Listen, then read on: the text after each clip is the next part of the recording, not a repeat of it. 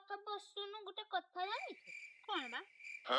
ଏ ଉପର ସାହି ନନା ଏଇ ଗେଲିର ବାପା କଣ ହେଲା? ସେ କହୁଥିଲେ ନା କଣ ଯେ ମାନେ ଭୂତ ଦେଖିଛନ୍ତି ବୋଲି କାଲି ରାତିରେ। ମଲା ହଁ ମିଛ ଲୋ, କଥା। ଅଣ୍ଡିରା ତାକୁ ଦେଖିଛନ୍ତି। ମଲା ମନ୍ଦିର ଭୂତ କି? ହଁ ଅଣ୍ଡିରା ତ କହୁଛନ୍ତି ହେଲେ ମୁଁ ତ ଶୁଣିଥିଲି ମାଇକା ବୋଲି।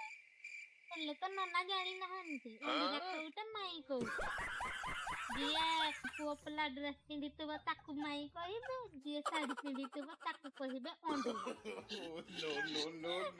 ଏମିତି କଥା କିଲ? ବସେ। ହଁ ବସ। ହେଲେ କଣ ସତରେ ଭୂତ ଦେଖିଥିଲେ? କହୁଛନ୍ତି ତ ହେଇଥିବ, କିଏ ଆଉ ଯାଇ ଦେଖୁଛି। ନା ମୁଁ ଶୁଣିଥିଲି ଦୁନିଆରେ ଭୂତ ଫୂତ କିଛି ନାହିଁ। ଭଲ ନାହିଁନି ହେଲେ କୁହନ୍ତି ତୁମ ଘର ଭୂତ ଅଛି ବୋଲି। ମଲା ଆମ ଘରେ କାହିଁ କୋଉଠୁ ଆଇବ ଭୂତ ବା? ହେଲେ ତ ଶାଶୁ ରଖିଛନ୍ତି ନା କଣ କହୁଥିଲେ? ନା ସେସବୁ ମିଛ। ଲୋକ ତ ସେମିତି କହିବେ, ତାମାନେ ନୁହଁ କି ସତରେ ସେସବୁ ଅଛି। ହଁ ହେଇଥିବ, କିଏ ଦେଖୁଛି କାହା ଘରେ ଯାଇକିନା।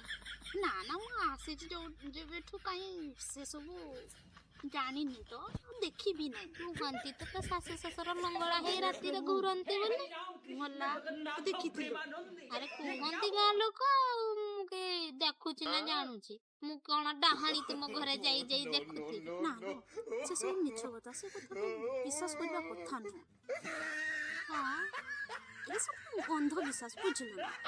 ତ ଘରେ ଯାଇକିନା ଯେତେବେଳେ ମାଣ ବସେଇବ ସେତେବେଳେ ଜାଣିବୁ ନା ଭୂତ ଅଛି ନା ନାହିଁ। ମାଳ ବସେଇବ କେମିତି? କହୁଥିଲା ସେ ମାଣ ବସେଇବ କହୁଥିଲା ଭୂତଟା, ତା ସ୍ୱାମୀ ତାକୁ ମାରିଛି ବୋଲି। ମଲା ଭୂତ ବି କହୁଛି?